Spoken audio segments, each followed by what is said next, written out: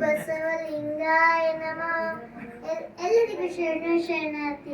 ನನ್ನ ಹೆಸರು ಬಸವಪ್ರಿಯ. ನಾನು ಓದುತ್ತಿರುವ ತರಗತಿ 3ನೇ ತರಗತಿ. ನಾನು ಇಂದು ಕಿನ್ನರಿ ಬೊಮ್ಮಯ್ಯನವರ ಬಗ್ಗೆ ಕುರಿತು ಒಂದೆರಡು ಮಾತನಾಡಲು ಬಯಸುತ್ತೇನೆ. ಕಿನ್ನರಿ ಬೊಮ್ಮಯ್ಯನವರು ಆಂಧ್ರ ಪ್ರದೇಶದಲ್ಲಿ ಉಡೂರಿನಲ್ಲಿ ಜನಿಸಿದರು.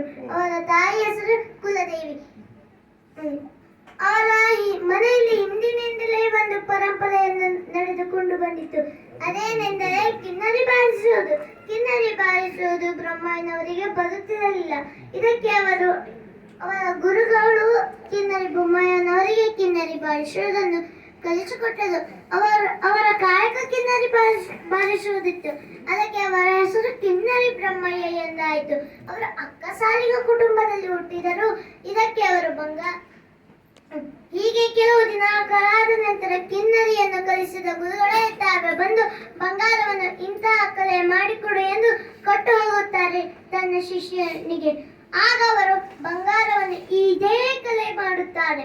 ಮತ್ತೆ ಗುರುಗಳ ಮನೆಗೆ ಹೋಗಿ ಕೊಡಲು ಹೋಗಿದಾಗ ಆ ಗುರುಗಳ ಮನೆಯಲ್ಲಿದ್ದ ಇನ್ನೊಬ್ಬ ಗುರುಗಳು ಹೇಳುತ್ತಾರೆ, ಗುರುಗಳೇ, ನೀವು ಅಳೆದು ತೆಗೆದುಕೊಳ್ಳಿ, ಈ ಬಂಗಾರವನ್ನು ಹೆಚ್ಚು ಕಮ್ಮಿ ಆಗುತ್ತದೆ ಎಂದು ಹೇಳಿದಾಗ ಗುರುಗಳು ಹೇಳಿದರು, ನನ್ನ ಶಿಷ್ಯ ಹಾಗಲ್ಲ, ನನಗೆ ಅವನ ಮೇಲೆ ಪೂರ್ತಿ ವಿಶ್ವಾಸ ನಂಬಿಕೆ ಇದೆ, ಅವನು ಹಾಗೂ ಮಾಡುವುದಿಲ್ಲ ಎಂದು ಹೇಳಿ ಅವರು ತೆಗೆದುಕೊಳ್ಳುವಾಗ ಮತ್ತೆ ಆ ಗುರುಗಳು ಹೇಳುತ್ತಾರೆ, ಒಂದು ಗಾದೆ ಮಾತಿದೆ, ಹೊಳೆ ಹಾಕಿದರೂ ಕೂಡ ಅಳದೇ ಹಾಕಬೇಕು ಎಂದು ಒಂದು ಗಾದೆ ಮಾತಿದೆ, ಹಾಗೆ ಮಾಡಿ ಎಂದಾಗ ಪುನಃ ಅದೇ ಹೇಳಿದರು ಗುರುಗಳು. ನನಗೆ ನಂಬಿಕೆ ಇದೆ ಎಂದೇನಲ್ಲ ಎಂದು ಹೇಳಿದಾಗ ಆಗ ಕಿನ್ನರಿ ಬೊಮ್ಮಯ್ಯನವರು ಹೇಳಿದರು, ತನ್ನಿ ಗುರುಗಳೇ, ನಾನು ತೂಕ ಮಾಡಿ ಕೊಡುತ್ತೇನೆ ಎಂದು ಅವರು ತೂಕ ಮಾಡಿದಾಗ 1 ಸಾಸಿವೆ ಕಾಳಿನಷ್ಟು ಬಂಗಾರ ಕಮ್ಮಿಯಾಗಿತ್ತು. ಅವರಿಗೆ ಗಾಬರಿ ಕಿನ್ನರಿ ಅವರಿಗೆ ಗಾಬರಿದಿಂದ ಮೈಯೆಲ್ಲ ಬೆವರು ತೊಡಗಿತು. ಗಾಬರಿ ಆಶ್ಚರ್ಯ ಆಗಿತ್ತು. ಮತ್ತೆ ಅಂದರು. ಮತ್ತೆ ಅವರ ಗುರುಗಳ ಮನೆಯಲ್ಲಿದ್ದ ಇನ್ನೊಬ್ಬ ಗುರು, ನಾನು ಹೇಳಿದ್ದು ನಿಜವಾಯಿತಲ್ಲ, ಹೆಚ್ಚು ಕಮ್ಮಿ ಆಗುತ್ತದೆ ಎಂದು ಹೇಳಿದರು, ನೀವು ಕೇಳಲೇ ಇಲ್ಲ, ಈಗ ಕಮ್ಮಿ ಬಂತಲ್ಲ ಎಂದು ಹೇಳಿದಾಗ ಗುರುಗಳು ಕಿನ್ನರಿ ಬೊಮ್ಮಯ್ಯನವರಿಗೆ ಶ್ರಮದಾನವನ್ನು ಪಡಿಸುತ್ತಾರೆ. ಇದು ಒಂದು ಚಿಕ್ಕ ಬಂಗಾರ, ಅತ್ತ ಇತ್ತ ಸ್ವಲ್ಪ, ಅತ್ತ ಇತ್ತ ಹೆಚ್ಚು ಕಡಿಮೆ ಆಗುತ್ತದೆ. ಇದಕ್ಕೆ ಅದನ್ನು ಅವರಿಗೆ ಶ್ರಮದಾನವನ್ನು ಪಡಿಸಿದರು. ಮತ್ತೆ ಅವರು ಹೀಗೆ ಆಗಿದೆ ಎಂದು ಅವರು ಅಕ್ಕಸಾಲಿಗ ವೃತ್ತಿಯನ್ನೇ ತ್ಯಜಿಸಿದ ನಂತರ ಕೆಲವು ದಿನಗಳ ಯೋಚಿಸುತ್ತಾ ಕುಳಿತರು. ಮತ್ತೆ ಮುಂದೆ ಹೇಗೆ ಮಾಡುವುದು, ನಾನು ಅಕ್ಕಸಾಲಿಗ ವೃತ್ತಿಯನ್ನು ಬಿಟ್ಟೆ, ಹೇಗೆ ಹಣವನ್ನು ಸಂಪಾದಿಸುವುದು ಎಂದು ಯೋಚನೆಯಿಂದಾಗ ಅವರಿಗೆ ಒಂದು ಉಪಾಯ ಬಂತು. ನಾನು ಇನ್ನೂ ಕಿನ್ನರಿ ಬಾರಿಸುವುದು ಇದೇ ಇಲ್ಲ, ನನ್ನ ಕಾಯಕ ಅದನ್ನೇ ಮಾಡುವೆ ಎಂದು ಅವರು ತ್ರಿಪುರಕೇಶ್ವರ ಲಿಂಗದ ಮಂದಿರ ಮುಂದೆ, ದೇವಸ್ಥಾನದ ಮುಂದೆ ಅವರು ಕಿನ್ನರಿಯನ್ನು ಬಾರಿಸತೊಡಗಿದರು.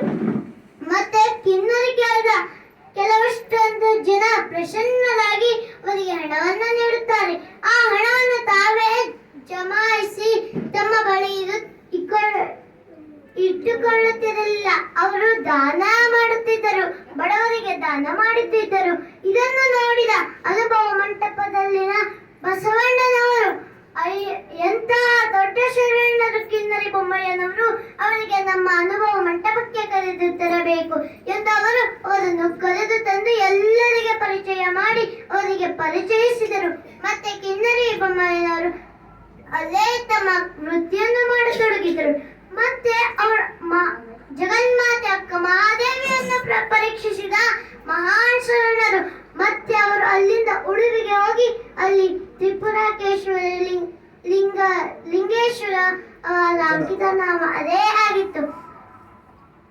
ಮತ್ತೆ ಅವರು ಅಲ್ಲೇ ಲಿಂಗೈಕ್ಯರಾದರು. ಇಷ್ಟು ಹೇಳಿ ನನ್ನ ಪುಟ್ಟ ಭಾಷಣವನ್ನು ಸಕ್ಕಯ್ಯವರ ಪಾದದಲ್ಲಿ ಅರ್ಪಿಸುತ್ತೇನೆ. ನನ್ನ ಭಾಷಣವನ್ನು ನೀವೆಲ್ಲರೂ ಶಾಂತ ರೀತಿಯಿಂದ ಕೂತು ಕೇಳಿದ್ದಕ್ಕಾಗಿ ನಮಗೆಲ್ಲರಿಗೂ ಹೃದಯಪೂರ್ವಕ ಧನ್ಯವಾದ. ನನ್ನ ಈ ಪುಟ್ಟ ಭಾಷಣದಲ್ಲಿ ಏನಾದರೂ ಲೋಪದೋಷಗಳನ್ನು ಕಂಡು ಬಂದರೆ ದಯವಿಟ್ಟು ಕ್ಷಮಿಸಿ. ಇದು ಒಂದು ಭಾಷೆನೂ ಕಮ್ಮಿ ಇಲ್ಲ. ಒಂದು ಭಾಷೆ ಕಿನ್ನರಿ ಬೊಮ್ಮ ಯಾರಿಗೆ? ದೇವರಿಗೆ. ಕಿನ್ನರಿ